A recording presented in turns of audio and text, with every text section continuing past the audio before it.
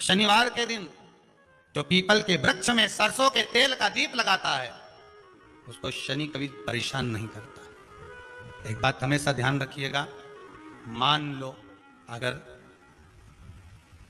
कोई भारी रोग ऐसा शनि महाराज के कारण हो गया हो, अच्छे काम करते करते उल्टे हो रहे हैं, होते हैं किसी किसी के साथ में, विपरीत परिस्थितियां आ जाती है, अच्छा करने जाओ बुरा हो जाता है, अच्छा कर्म करने जाओ बुरा हो जाता है। तो पीपल के वृक्ष की जो छाल होती है, छाल देखिए, पीपल के वृक्ष में जो छाल लगी होती है, उस छाल को घिसकर चंदन बनाकर भगवान शंकर का स्नान कराकर, अभिषेक कराकर, पूजन कराकर, पूजन कराने के बाद में पिपलेश्वर महादेव का नाम लेकर, कौन से महादेव? पिपलेश्वर महादेव का नाम लेकर वो जो घिसी हुई छाल होती है उस छाल का तिलक भगवान शंकर को लगा लो और उसी का थोड़ा सा भाग अपने कंठ पर, मस्तक पर लगाना प्रारंभ कर दो। धीरे धीरे जो विपरीत दशा है वो सुधरना प्रारंभ हो जाती है। पर नाम याद रखना, पिपलेश्वर, जम के बोलिए, पिपलेश्वर महादेव। पीपल की जड़ में इत्र का जल, पीपल की जो जड़ होती है उसमें इत्र का पानी, थोड़ा सा जल, उसमें थोड़ा सा इत्र का भाग हो महाराज, और आप भगवान पीपल देव, पिपलेश्वर महादेव का स्मरण कर कर पीपल की जड़ में अगर जल चढ़ा रहे हैं, और मान लो शरीर में कोई कष्ट हो गया है, शरीर में कोई रोग हो गया है, कोई मालूम पड़े ये हाथ 4 दिन से दुख रहा है, या 4 दिन से ये नस दब गई है, या ये कमर दब रही है, तो आप 2-4 दिन कर देखो। कलश के अंदर जल, जल में इत्र का थोड़ा सा भाग, पीपल की जड़ के नीचे आप उसका सिंचन करिए पिपलेश्वर महादेव के नाम से। उस जल को थोड़ा सा भाग लेकर आ जाओ उसी में से जो चढ़ाया है, और उस स्थान पर जहां कष्ट है उसको लगाना प्रारंभ करिए। 2 दिन 3 दिन कर कर देखो। प्रैक्टिकल करने में क्या जाता है? सीवर वाला महाराज झूठ बोल रहा हो तो प्रैक्टिकल करने में क्या जाता है? करते रहो। जिन जिन ने प्रैक्टिकल करे उनका रिजल्ट यहां सामने है, जिन जिन ने करे। और अभी और पत्र रहेगा पढ़ने के लिए, अभी कहीं का भजन आएगा जब देख लेंगे। करते रहो। तीसरा महाराज, आंवले के वृक्ष की जड़, आंवले के वृक्ष की जो जड़ होती है, इसके नीचे शिव महापुराण की कथा कहती है, विष्णु पुराण कहती है, स्कंद पुराण कहती है महाराज कि भगवान नारायण स्वयं इस जड़ के नीचे अपना विश्राम करते हैं महाराज, इस जड़ के नीचे। प्रयास करा करो, एक चुटकी हल्दी, कितनी? मात्र एक चुटकी हल्दी, आंवले के वृक्ष के नीचे भगवान हरि हर महादेव, कौन से महादेव हैं? हरि हर महादेव के नाम से रखकर उस पर पूर्व मुख कर कर, पूर्व की ओर मुख कर कर जल समर्पित करना प्रारंभ कर दीजिए। आप अगर प्रयास करेंगे, शुक्रवार की शुक्रवार करें, या नवमी की नवमी करें, अष्टमी की अष्टमी करें, प्रदोष की प्रदोष कर लें, सोमवार की सोमवार कर लें, तो आंवले की जड़ के नीचे अगर हमने हल्दी रखकर जल का भाग समर्पित करा है पूर्वमुख होकर, तो अगर व्यापार नहीं चल रहा है, 1 हफ्ता हो गया, बैठे हुए हो, कोई ग्राहकी नहीं है, तो एक बार करो, दूसरी बार करने जाओगे तो आप अपने आप दौड़ कर जाओगे कि मेरा 1 हफ्ते से व्यापार अच्छा चल रहा है। आप दूसरी बार करोगे तो आपको ये ज्ञान उपदेश ये प्राप्त हो जाएगा, अपने आप रिजल्ट सामने आएगा कि हाँ, हमने आंवले के वृक्ष के नीचे हल्दी को समर्पित करा था, और उसको चढ़ाने के बाद हमने जो जल चढ़ाया है उसका फल हमको प्राप्त हुआ, उसका फल हमें मिला है, उसका फल हमें मिलेगा। कोई भी क्रम करे, हम फिर कहेंगे, फिर निवेदन करेंगे, कुआं खोदो, एक जगह खोदो, पानी निकलेगा। कभी यहां भटक गए, कभी वहां भटक गए, थोड़े दिन यहां आ गए, थोड़े दिन कहीं दूसरी जगह चले गए, फिर तीसरी जगह चले गए, चौथी जगह चले गए, भटक रहे। अब बाबा से विनती करना, अब नहीं भटकूंगी चाहे कुछ भी हो जाए, बहुत भटक ली, सारी दुनिया में जाकर घूमी आई, सबसे निवेदन कर कर आ गई, अब मेरे बस की नहीं बची, अब तो तेरा दरबार है और तेरा भजन है, इसके सिवा कुछ नहीं करूं। श्री शिवाय नमस्तुभ्यं, श्री शिवाय नमस्तुभ्यं, श्री शिवाय नमस्तुभ्यं, श्री शिवाय नमस्तुभ्यं, इसके सिवा कुछ नहीं। भगवान शंकर का एक अवतार है पिपलाद अवतार। पिपला देवता।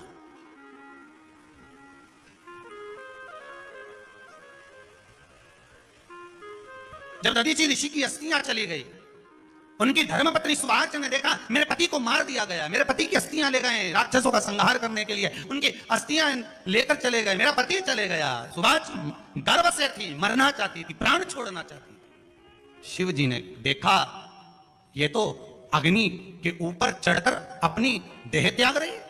शंकर भगवान ने आकर कहा रुक जा सुभाष, रुको, तुम्हारे गर्भ में बच्चा है, तुम्हारे गर्भ में बच्चा है, वो बच्चा मर जाएगा। अब इस बच्चे को जन्म देकर भी क्या करूंगा? नहीं बेटी, तुम्हारे गर्भ में जो बच्चा है वो महाज्ञानी है, तुमने मुझसे प्रसाद के रूप में मांगा था, कहा था शिव जैसा पुत्र होना चाहिए, तो क्या तुम शंकर को नष्ट कर दोगे? मैं शंकर को जन्म दूंगी। सुभाष ने 2 पत्थर उठाए, अपने गर्भ पर मारना प्रारंभ करा, गर्भ पर मारा, बच्चे ने जन्म लिया। बच्चा 7 महीने का था। उस बच्चे को उठाकर पीपल के कोटर में रख दिया। पीपल की कोटर, एक गिलहरी पीपल के फल को लेकर आती थी, पिपलाद के मुंह में देती थी। शिव का एक अवतार, इसलिए शंकर का नाम ही पिपलेश्वर महादेव। शिव का एक अवतार पिपलाद के रूप में हुआ। तुम क्यों चिंता करती हो? तुम चिंता मत करो, तुम्हारा पुत्र जन्म दो तुम। और दिया धन सुभाष ने उसके बाद प्राणों को त्यागा। और उस पीपल के कोटर में अगर भरण पोषण करने वाला कोई था तो वह देवाधिदेव महादेव था। फिर निवेदन करेंगे, माता के गर्भ में बच्चा रहता है, उसका भरण पोषण करने वाला मेरा देवाधिदेव महादेव है।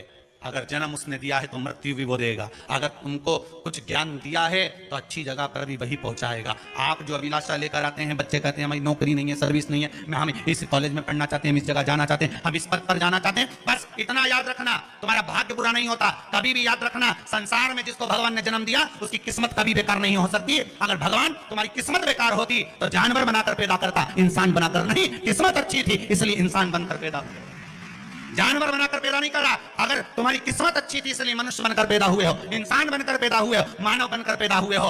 भगवान को दोष मत देना कि भगवान ने किस्मत बेकार दी है। भगवान ने किस्मत अच्छी बनाई है इसलिए तुझे मृत्यु लोक में जन्म दिया। भगवान ने भाग्य अच्छा बनाया इसलिए तुझे शिव महापुराण की कथा सुनने का मौका दिया।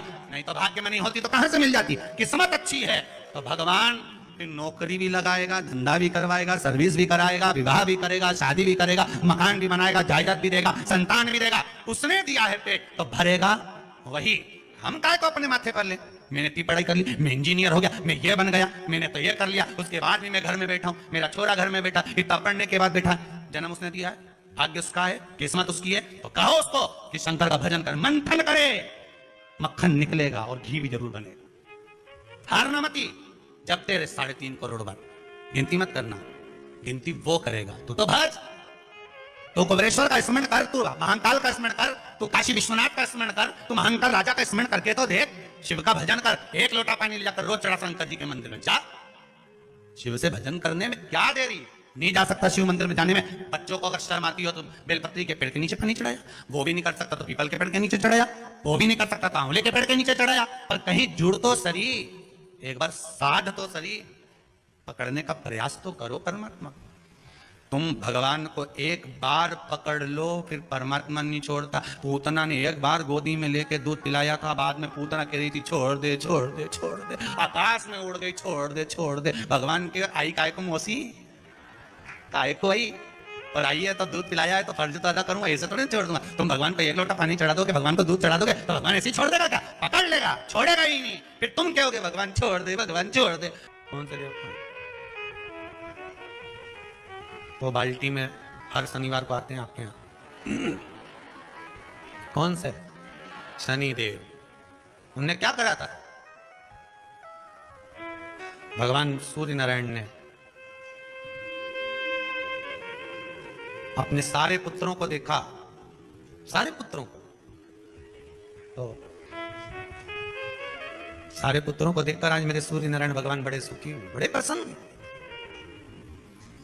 मेरा पुत्र शनि भी श्रेष्ठ है, मेरा पुत्र यम भी श्रेष्ठ है, सब ठीक है। आज भगवान सूर्य देवता ने अपने पुत्रों को बुलाकर कहा आज मेरा मन कर रहा है कि मैं सारे लोगों का राज्य अपने पुत्रों को बांट दूं, सबको अपना अपना हिस्सा दे दूं। और केवल ये सूर्य नारायण भगवान अकेले नहीं सोचे, प्रत्येक घर में रहने वाला बुजुर्ग, पिता माता ये सोचती है कि मैं अपने जीते जी अपने बच्चों को हिस्सा दे दूं, क्योंकि उसको मालूम है अगर मेरे प्राण छूट गए, मेरे नेत्र बंद हो गए, उसके बाद में ना जाने क्या होगा, कौन किसको देगा नहीं देगा, किसका भरोसा। मैं अपना एक एक क्षेत्र का हिस्सा शनि महाराज जी को भी हिस्सा दे दिया गया। अब जब शनि महाराज जी को हिस्सा दे दिया तो शनि महाराज जी संतुष्ट नहीं हुए। दुनिया में ऐसे लोग बहुत सारे हैं जो संतुष्ट बहुत कम हो पाते हैं। समय की परिभाषा है। हो सकता है कि घर में जब बड़ी बहू आई होगी तब घर की परिस्थिति इतनी नहीं रही होगी, बोलो सही है कि गलत है? हो सकता है बड़ी बहू के आने के समय पर इतनी परिस्थिति नहीं रही हो, इतना धन घर में नहीं रहा हो, तो बड़ी बहू को जो दिया चढ़ावे में हो सकता है कि कुछ 1 तोला 2 तोला 3 तोला दे दिया होगा, या थोड़ी साड़ियां, थोड़ा सा लहंगा हल्का दे दिया होगा। हो सकता है थोड़ी सी रकम, थोड़ा सा आभूषण कम चढ़ गया होगा। और आज आते आते आते आते समय बदल गया। हो सकता है भोलेनाथ जी ने कृपा कर दी और अब धन ज्यादा आ गया, तो अब दूसरे बेटे की शादी करी तो अच्छे से कर दी, पैसा भी खूब लगा दिया। तो इसमें दोष होना चाहिए क्या? दुख होना चाहिए क्या? नहीं। समय की परिभाषा, समय की परिभाषा। पर कई लोग होते हैं जो संतुष्ट नहीं हो पाते। बड़ी बहू को लगा छोटे की शादी में तो इतना खर्च कर दिया माता जी ने और मेरी शादी में कम करा, हृदय ना ना ना ना। माता की दृष्टि में कभी कोई पुत्र छोटा और बड़ा नहीं होता। उसने बराबर का दूध पिलाया है, स्तनपान कराया है, उसकी दृष्टि में कोई छोटा नहीं कोई बड़ा नहीं, सब बराबर। महाराज शनिदेव के मन में संतुष्टि नहीं हुई। जब शनिदेव के मन में संतुष्टि नहीं हुई तो शनि महाराज उसी समय पर अपने सारे भाइयों का हिस्सा बटोरने लगे, उस पर कब्जा करने लगे। कब्जा करने लगे तो सूर्य देवता की आंख में जल भर गया। कितना तेजवान सूर्य नारायण, कितने तेजवान, कितना तेज भगवान सूर्य के पास में था। और शनि महाराज को देखकर आज रो रहे हैं। शनि महाराज को बहुत करबद्ध निवेदन करके कहेंगे, भगवान अगर पुत्र दे तो संस्कारी दे। भगवान अगर पुत्र दे तो संस्कारी दे। संस्कारी अगर पुत्र होगा तो जीवन की सार्थकता होगी। अच्छे अच्छे सूरमाओं को भी अपने बेटों के कारण रोते हुए देखा है। अच्छे अच्छे सूरमाओं को भी। जब बच्चे बड़े हो जाते हैं, घर में बहुएं आ जाती है, माता पिता की चलना बंद हो जाती है, बहू बेटों की चलना प्रारंभ हो जाती है। पिता कुछ भी कहता है, बेटा दौड़कर चिल्लाकर दौड़ता है। सास कुछ भी कहती है, बहू चिल्लाकर दौड़ती है। अच्छे अच्छे सूरमा को भी। इसीलिए आपको बार बार कहते हैं, जब तक शरीर चले और तुम्हारे घर में चले, तब तक सारे दान पुण्य भजन कीर्तन सत्संग तीर्थ सब कर लो। उसके बाद में अगर 50 रुपया भी दान करोगे नहीं तो छोरा की दृष्टि में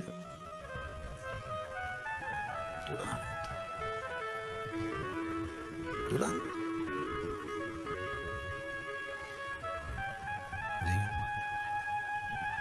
हम दूसरी जगह जाकर क्या कहें।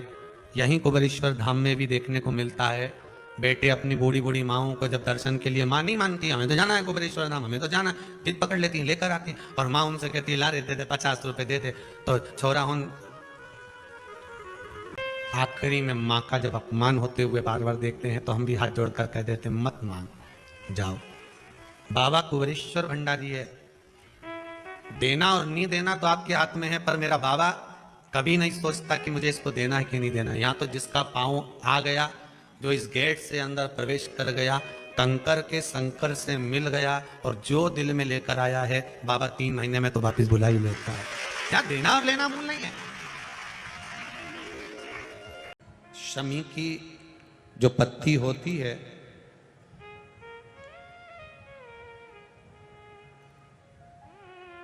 शमी की जो पत्ती होती है, एक पत्ती में जितनी पत्तियां लगी होती हैं और एक पत्ती के अंदर, जरा ध्यान देंगे, जैसे इस पत्ती में ढेर सारी पत्तियां लगी हुई है, उस पत्ती में से भी एक पत्ती तोड़ोगे और एक पत्ती तोड़ने पर उस पत्ती को भी अगर गिनोगे तो उसमें बहुत सारी पत्तियां होती हैं।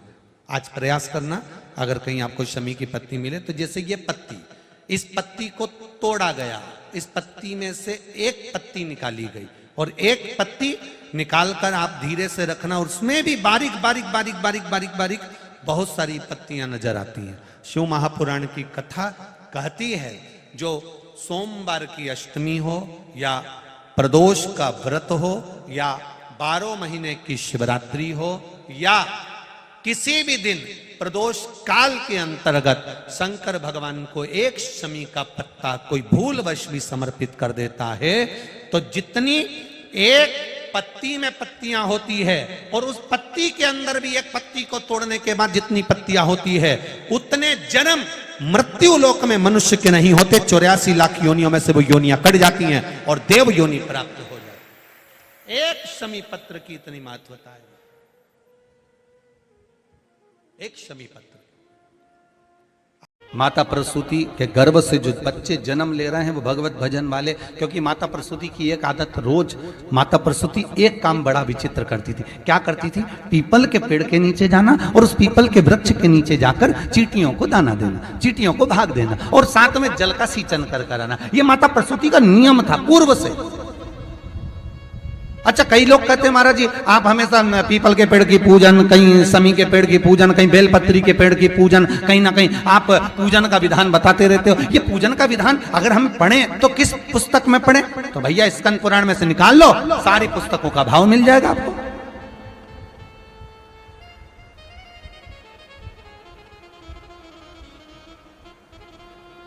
क्यों हमारे हिंदू धर्म में कहा गया कि आंवला नवमी पे आंवले की पूजन करो, दशा माता के दिन पीपल की पूजन करो? क्यों क्यों वर्णन कर, शास्त्र क्यों कहता है? उसका विधान यहां पर लिखा है। माता प्रसूति ने जितने बच्चों को जन्म दिया, 60 कन्या माता प्रसूति के गर्भ से जन्मी, माता प्रसूति के गर्भ से पुत्रों का भी जन्म हुआ, पर जितनी कन्या और जितने पुत्र का जन्म होता था माता प्रसूति उनके गर्भ के समय पर पीपल के वृक्ष की परिक्रमा करती, पीपल के वृक्ष में दाना देती, पीपल के वृक्ष में जल का सींचन करती, पीपल के वृक्ष में पूजन करने के लिए जाती। तो माता अगर मन में भाव होगा भगवान की भक्ति का, भले सामने पीपल का वृक्ष हो पर भाव अगर मन में होगा तो भगवान संतान भी बेसी ही देगा। अब तुम्हारे मन में तो बस डॉक्टर ने कह दिया बेड रेस्ट है, रिमोट हाथ में लेके दिन भर टीवी, और टीवी में भी कथा नहीं, केवल वो नाटक, और नाटक में भी ऐसे ऐसे नाटक हो गए कि 24 घंटा कहीं ना कहीं की रोती मिले। जब देखो जब नाटक चालू हो ना तो पूरे नाटक में थोड़े ही दिन ऐसे आते हैं जिसमें नाटक के जो रोल करने वाले हैं वो मुस्कुराते हुए दिखेंगे, बाकी के समय तो रोते ही मिलेंगे। तो औलाद भी ऐसी पैदा हुई कि इनको गोदी में रखो तो चुप, नीचे सुला तो पे करे। और कई कई बूढ़ी बूढ़ी माताएं तो फिर कह भी देती है हमारी भी 4 औलाद थी, हमने भी पाला, हमारे भी 6 बच्चे थे, हमने भी पाला, पर धन्य है री बहू तेरी औलाद धन्य।